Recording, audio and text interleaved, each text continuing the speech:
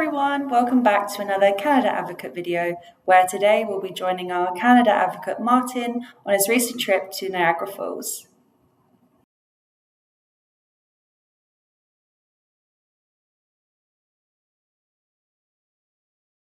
My wife and I did 4 activities whilst we were at Niagara Falls.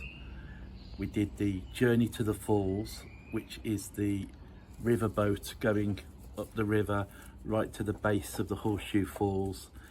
You get a poncho rain mac, you get absolutely drenched because the spray back from the waterfall hitting the lake below, Lake Ontario, bounces up and there's a huge cascade of mist, and that's amazing. Again, you get a whole view of the Horseshoe Falls as quite close up, and it's very entertaining. Everybody gets wet, and across the river there's the Made in the Mist, which most people have heard of, which is on the American side, and they're timed within the Canadian side. They both go at about 15-minute intervals. And then we did the journey behind the falls, where you get to stand in a viewing platform which is right underneath the Horseshoe Falls, and you get again another amazing view of Horseshoe Falls. You really can't see Horseshoe Falls enough, and even at the top of it you can stand really close to where the falls are, probably within about 5 feet of the drop of the falls. You can be that close to it. It's absolutely amazing.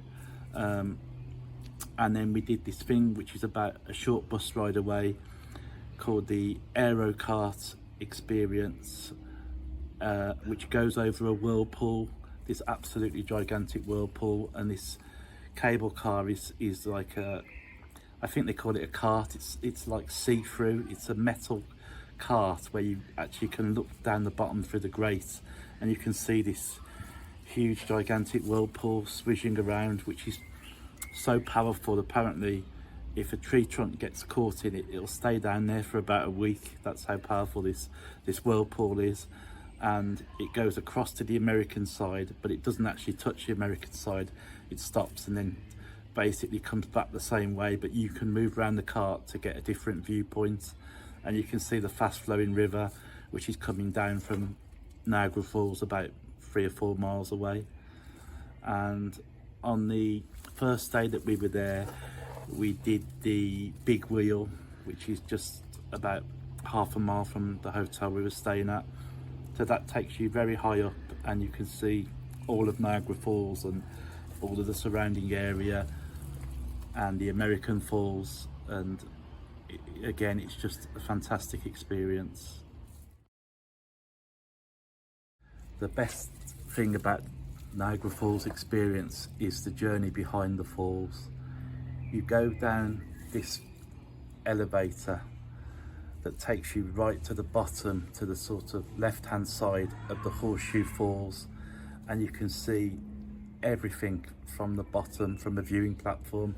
You can see the water cascading down, you can appreciate the power of the waterfall, you can see a totally different view of the Horseshoe Falls, and it's the closest you can humanly get to the Horseshoe Falls. There is no closer view or better view you can get than that. It really is amazing. Okay, this is quite a difficult question, so I'll try my best. The Horseshoe Falls alone carries 600,000 gallons of water a second, which is dropping down from Lake Erie to Lake Ontario. All of the Great Lakes are natural water, so it's a natural water flow. You've got Niagara Falls are divided up into 3 sections.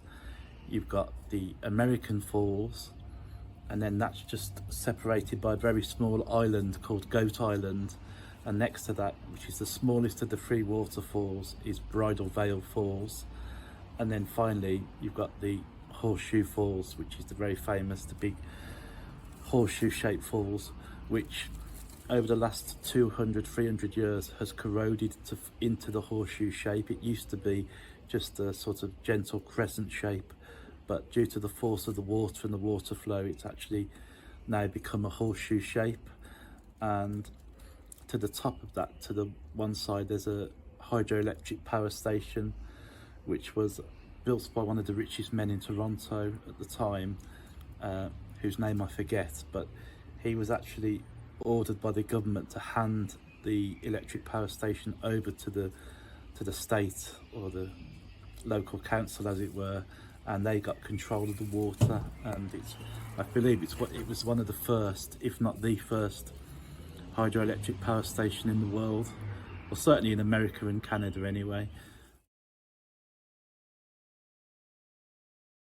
Okay, so the first thing I'd recommend with Niagara Falls is you can pre-book some of your experiences with Canadian Affair.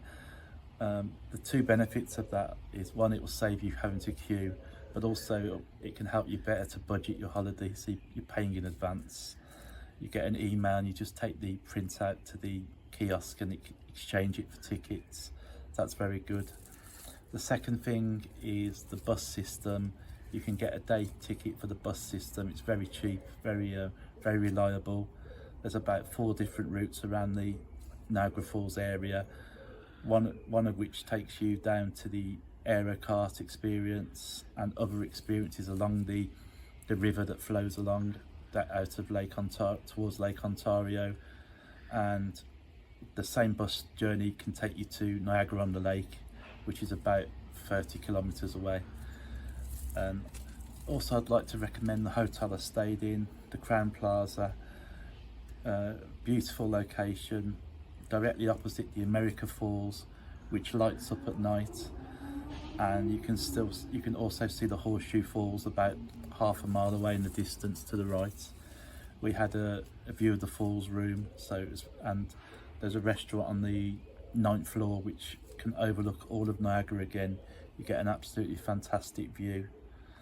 And the only other thing I'd say is, near the hotel is the Canadian Falls Bridge, which you can go and stand on if you want to. It costs you $1, either American or Canadian, and you'd have to take your passport so you could get back into Canada once you'd stopped on the bridge. Unless of course you want to pay for an American ETSA visa and go across to the American side, which is your choice. Thank you.